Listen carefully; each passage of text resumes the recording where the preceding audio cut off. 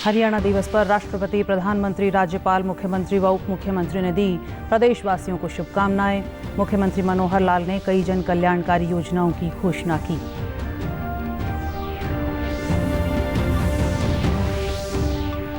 आज़ादी का अमृत महोत्सव के तहत पंचकुला में आयोजित सांस्कृतिक कार्यक्रम में मुख्यमंत्री मनोहर लाल हुए शामिल। कहा, 1 नवंबर से म्हारा गांव जगमग गांव योजना के अंतर्गत 5,485 गांवों को मिलेगी 24 घंटे बिजली। केंद्रीय स्वास्थ्य मंत्री मनसुख मांडविया ने डेंगू की स्थिति पर की समीक्षा बैठक। केंद्र की ओर से हर संभव मदद कर दिया भरोसा। डेंगू के बढ़ते मामले वाले राज्यों में केंद्र भेज रहा है विशेषज्ञों की टीम। और एलनाबाद उपचुनाव को लेकर कल होगी मतगणना। जिला निर्वाचन अधिकारी अनीश यादव और पुलिस अधीक्षक अर्पित जैन ने तैयारियों का लिया जायजा। नमस्कार, मैं रूपा महलावत। अब समाचार विस्तार से। राष्ट्रपति रामनाथ कोविंद ने आज हरियाणा सहित कई राज्यों के स्थापना दिवस पर उनके निवासियों को शुभकामनाएं दी है। राष्ट्रपति ने अपने ट्वीट में कहा कि हरियाणा के स्थापना दिवस पर लोगों को बधाई। हरियाणा के निवासियों को उनके उज्जवल भविष्य के लिए शुभकामनाएं। प्रधानमंत्री नरेंद्र मोदी ने हरियाणा दिवस के अवसर पर प्रदेशवासियों को शुभकामनाएं देते हुए कहा कि हरियाणा वासियों को राज्य के स्थापना दिवस की ढेरों बधाई।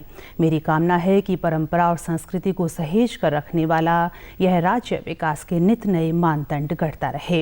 राज्यपाल बंडारू दत्तात्रेय ने हरियाणा दिवस पर प्रदेशवासियों को शुभकामनाएं देते हुए कहा कि प्रदेश की जनता को हरियाणा दिवस की हार्दिक शुभकामनाएं।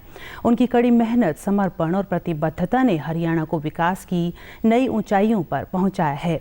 मुख्यमंत्री मनोहर लाल ने हरियाणा दिवस की शुभकामनाएं देते हुए कहा कि भगवान श्री कृष्ण जी की उपदेश स्थली व हरि की भूमि के वासियों को हरियाणा स्थापना दिवस की ढेर सारी बधाई एवं शुभकामनाएं। आइए इस अवसर पर हम सब एकजुट होकर हरियाणा एक, हरियाणवी एक की अवधारणा को और अधिक मजबूती देने का संकल्प लें। उप मुख्यमंत्री दुष्यंत चौटाला ने भी ट्वीट कर शुभकामनाएं देते हुए कहा कि मुझे गर्व है मेरे हरियाणा प्रदेश पर, जो खेल, खेत, रक्षा, शिक्षा, तकनीक, रिसर्च आदि सभी क्षेत्रों में आगे रहते हुए देश के आर्थिक सामाजिक विकास में सबसे ज़्यादा योगदान देते हुए विकसित और मजबूत भारत के सपने में अग्रणी भूमिका निभा रहा है। सभी प्रदेशवासियों को हरियाणा दिवस की हार्दिक बधाई।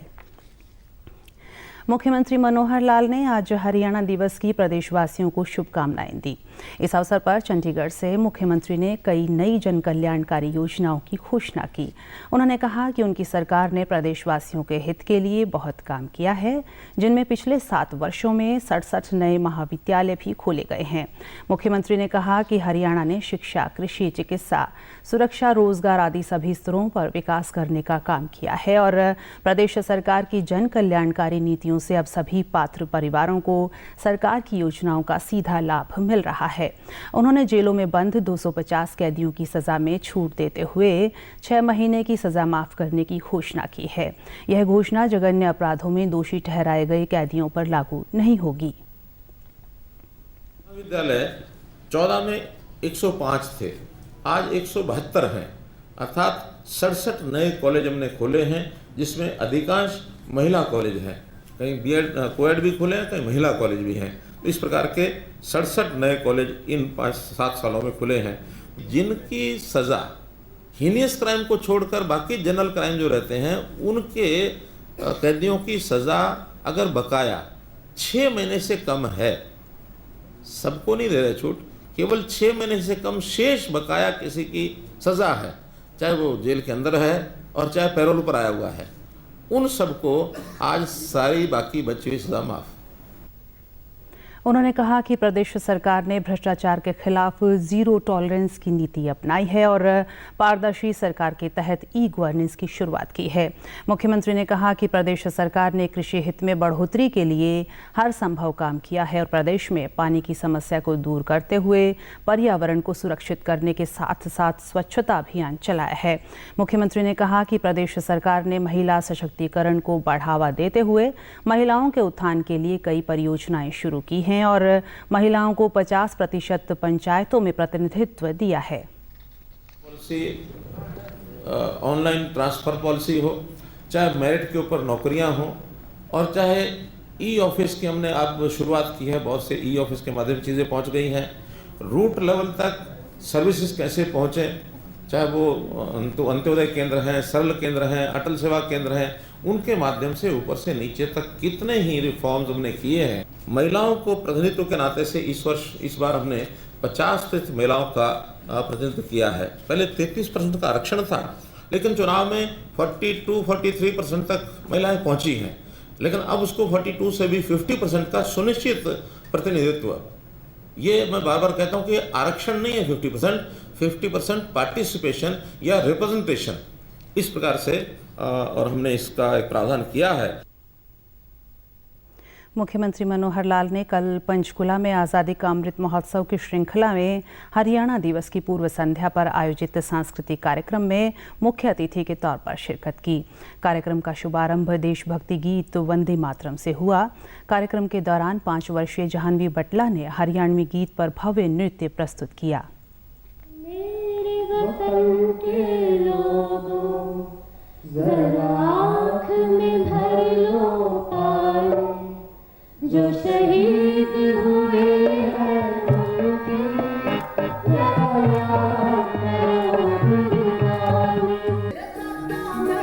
तेरा नाम का तूने डर गाया, मैं मेरे बापू की ड्यूटी लाठी थी, कसी जेल तकारा मैं सकड़िया घर किया नारी शीलत थी।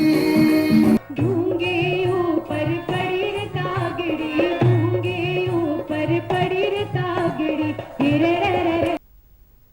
इस अवसर पर मुख्यमंत्री ने कहा कि हरियाणा दिवस के अवसर पर म्हारा गांव जगमग गांव योजना के अंतर्गत प्रदेश के 5,485 गांवों को 24 घंटे बिजली की आपूर्ति की जाएगी।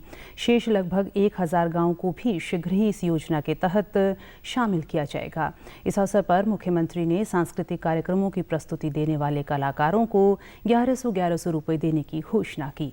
2015 में, और मुझे खुशी है कि कल ही घोषणा की है 1 नवंबर से जो हमारे 5,485 गांव ये 24 घंटे बिजली के हो जाएंगे। लगभग 1000 गांव बचते हैं, इनको भी बहुत जल्दी पूरा करेंगे। मुख्यमंत्री ने कहा कि हमारी सरकार का 7 साल का कार्यकाल बीती 27 अक्टूबर को पूरा हुआ है और सरकार 8वें वर्ष में प्रवेश कर गई है। उन्होंने दीपावली पर प्रदेशवासियों को बधाई देते हुए कहा कि इन सभी उपलक्ष्यों को मनाने के लिए सरकार द्वारा हर जिले में सांस्कृतिक कार्यक्रम आयोजित करने का निर्णय लिया गया है। पहली सरकार 26 अक्टूबर 2014 को बनी थी और फिर दूसरा सत्र दीपावली के दिन 27 अक्टूबर 2019 को हमने संभाला था। तो 5 और 2 7 वर्ष का ये कार्यकाल, ये भी 3 दिन पहले हमारा पूरा हुआ और 8वें वर्ष में हमने प्रवेश किया। और साथ ही दीपावली का ये पावन पवित्र त्योहार 3 दिन के बाद 4 तारीख को आने वाला है। आपको सभी कार्यक्रमों की बहुत बहुत शुभकामनाएं, बहुत बहुत बधाई। आज़ादी का अमृत महोत्सव और हरियाणा दिवस की पूर्व संध्या पर हिसार जिला प्रशासन और सूचना एवं जनसंपर्क विभाग द्वारा स्थानीय हरियाणा कृषि विश्वविद्यालय में सांस्कृतिक कार्यक्रम का आयोजन किया गया। कार्यक्रम के दौरान उपस्थित लोगों को राष्ट्र एकता की शपथ भी दिलवाई गई। हरियाणा विधानसभा उपाध्यक्ष रणबीर गंगवा ने कहा कि प्रदेश ने अपने गठन के पश्चात 55 वर्षों के दौरान विकास की बुलंदियों को हासिल किया है। उन्होंने कहा कि प्रदेश सरकार ने प्रगति और विकास के क्षेत्र में निरंतर काम किया है और भ्रष्टाचार पर अंकुश लगाया है।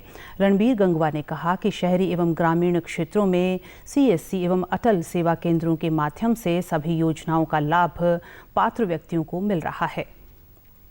वासियों को हरियाणा दिवस की बहुत बहुत शुभकामनाएं देता हूं और निवेदन करूंगा कि हम प्यार, प्रेम, भाईचारा से इसी तरीके से मिलकर जुल के रहें और प्रदेश को आगे ले जाने का कार्य मनोहर लाल जी के नेतृत्व के अंदर सरकार है जिसने नए आयाम स्थापित करने का काम किया है। भ्रष्टाचार को मिटाने के लिए अनेक कदम उठाए हैं। नौकरियों के अंदर ट्रांसपेरेंसी और वहीं नौकरियों के अंदर जो ट्रांसफर के अंदर भी जो है ऑनलाइन पॉलिसी लाने का काम किया और चाहे गांव के अंदर बैठे बिठाए अटल सेवा केंद्र के माध्यम से तमाम सुविधाएं, चाहे बुढ़ापा पेंशन की बात है, चाहे मेरी फसल मेरा ब्यौरा देने की बात है। कार्यक्रम में शहीदों और स्वतंत्रता सेनानियों द्वारा आज़ादी में दिए गए योगदान को याद किया गया और शहीदों की वीरांगनाओं व उनके परिजनों को सम्मानित किया गया। प्रशासन की तरफ से जो प्रोग्राम किया गया वो बहुत ही बढ़िया था। स्वतंत्रता सेनानियों को अच्छी तरह सम्मानित भी किया गया है। स्पेशल स्वतंत्रता सेनानियों के परिवारों को, उनके आश्रितों को बुलाया गया और बड़े मान सम्मान के साथ उनको रिफ्रेशमेंट दिया गया और उनको मान सम्मान के तौर पर जैसे 15 अगस्त और 26 जनवरी को लोई, चादर, शाल वगैरह देते हैं ना, वो भी दिया गया। यहाँ पे कल्चर के बारे में जो हमारा पुराना कल्चर था बहुत कुछ चीज़ें सीखने को मिली और पुराने जो टाइम था वहाँ पे उनका खान पान कैसा था, रहन सहन कैसा था, जो हमारा जो पुराना कल्चर था बहुत गरीबी से गुजरा है। केंद्रीय स्वास्थ्य मंत्री डॉक्टर मनसुख मांडविया ने आज दिल्ली में डेंगू की स्थिति की समीक्षा की। उन्होंने आश्वासन दिया कि इस पर केंद्र सरकार पूरा सहयोग करेगी। डॉक्टर मांडविया ने कहा कि संवेदनशील स्थानों की पहचान, दवाओं का छिड़काव और समय से उपचार जैसे कार्य किए जा रहे हैं। केंद्रीय स्वास्थ्य मंत्री ने कहा कि केंद्र सरकार डेंगू प्रभावित राज्यों में विशेषज्ञों का दल भेज रही है।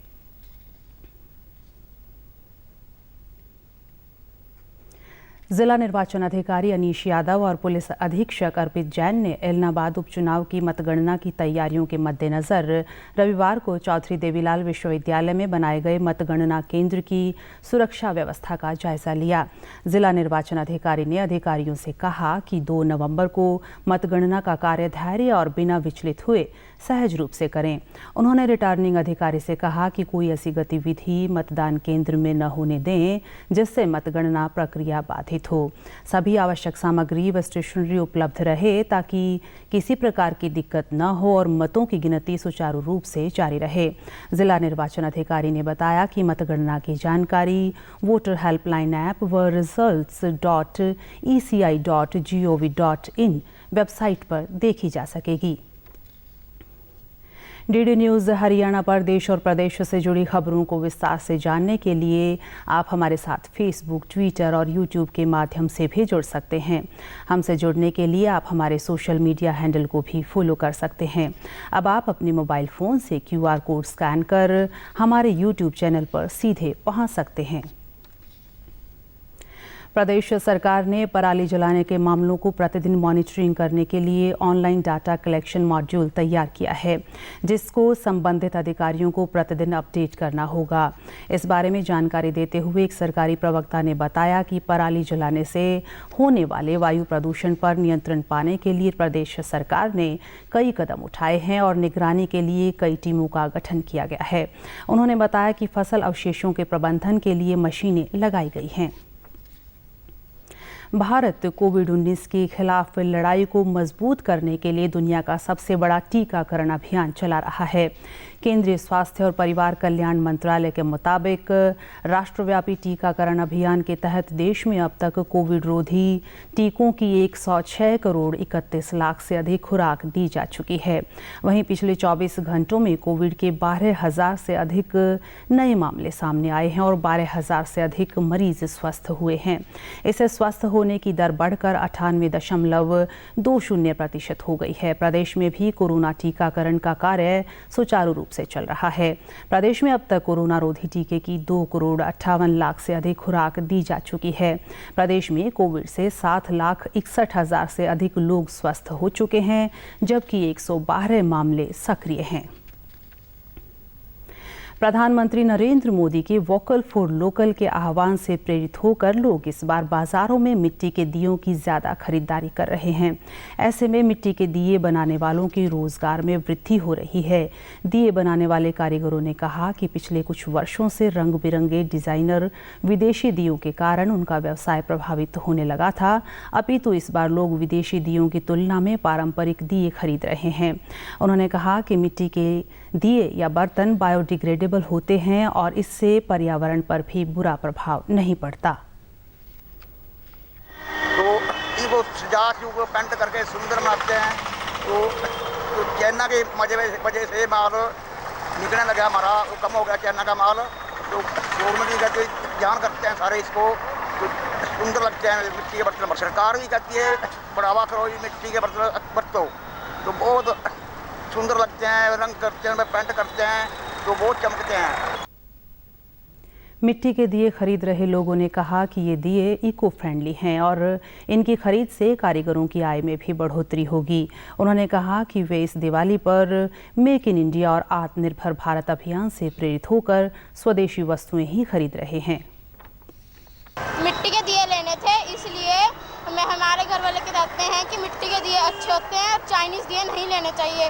इससे कुम्हारों का काम भी चलता है दिए और ये इको फ्रेंडली भी होते हैं। तो जो ये दिए हैं जी, ठीक है, दियों का इनका यूज करना चाहिए जी। कुम्हार है जो, ठीक है ना, ये प्रजापति है जो, इनको भी रोजगार मिलेगा जी, ठीक है। चाइनीज चीज़ का यूज नहीं करना जी, से सामान बढ़िया है जी, ये दिए वगैरह, ठीक नहीं है, तो इनका यूज करना चाहिए। सरकार ने बहुत अच्छा काम किया है, सरकार ने इसके लिए बहुत प्रयास किया, अभी चाइनीज चीज़ का यूज ना करो। दीपावली पे अब की बार अच्छा असर देखने को मिल रहा है, जैसे लोगों की सोच थोड़ी अभी बदली है, चाइनीज सामान को अब बहुत कम हो चुका है। अब मिट्टी के जो दिए हैं उनकी तरफ आकर्षित हुए हैं कस्टमर, तो अब अच्छा रिस्पॉन्स मिल रहा है मिट्टी के दियों में।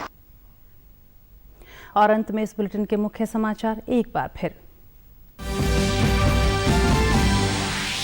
हरियाणा दिवस पर राष्ट्रपति, प्रधानमंत्री, राज्यपाल, मुख्यमंत्री व उप मुख्यमंत्री ने दी प्रदेशवासियों को शुभकामनाएं। मुख्यमंत्री मनोहर लाल ने कई जन कल्याणकारी योजनाओं की घोषणा की।